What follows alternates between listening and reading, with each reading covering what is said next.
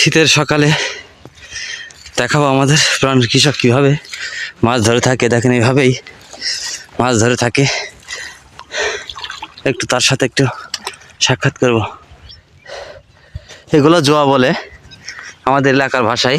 এ দেখেন এখানে এই মাছ, চাং মাছগুলো এদিক থেকে ওদিক থেকে এসে লাফিয়ে লাফিয়ে পড়ে। যারা চিনতে পারবেন তারা হয়তো বুঝতে পারছেন।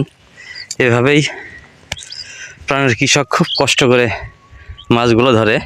আমাদের বিলে যারা মাছ ধরে তারা এভাবেই আসলে সময়গুলো পার করে। অনেক পরিশ্রম। আমি আসলে সকাল কুয়াশার ভিতরে এসে খুবই ঠান্ডা অনুভব করছি। এদিকে দেখছেন জাল পেতেছে, তারা কতটুকু মাছ পেয়েছে একটু দেখার চেষ্টা করব।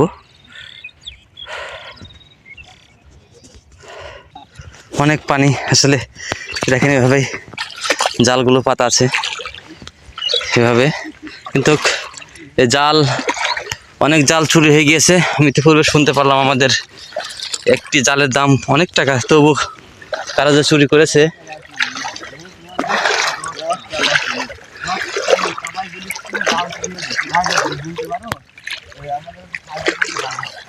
দশটি জাল চুরি হয়েছে ভাইয়া।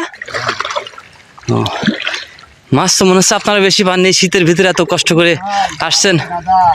হ্যাঁ জি, এটা আসলে জালের সিস্টেমকে চায়না জাল বলা হয়। এভাবেই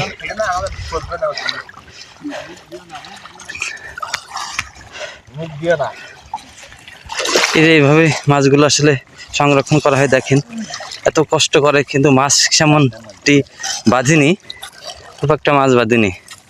তো আসলে ভালো লাগার পরিপ্রেক্ষে এই কাজগুলো তারা করে থাকে। খুব একটা মাছ না, একটু আনন্দের বিষয়। ভাই মাছ তো বাঁধছে না, এত শীতের ভিতরে কষ্ট করে আপনারা এত কষ্ট করছেন। অভ্যাস হয়ে গেছে, অভ্যাস না। দেখি ওদিকে মুরব্বীর সাথে কথা বলবো আমার, তাই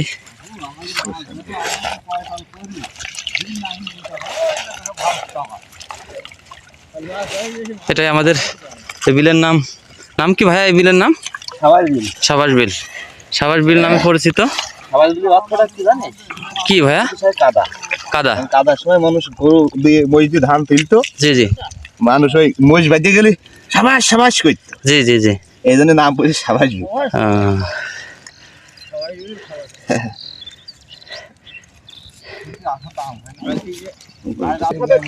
দেখি কেমন মাছ পেয়েছে একটু দেখানোর চেষ্টা করবো আমি।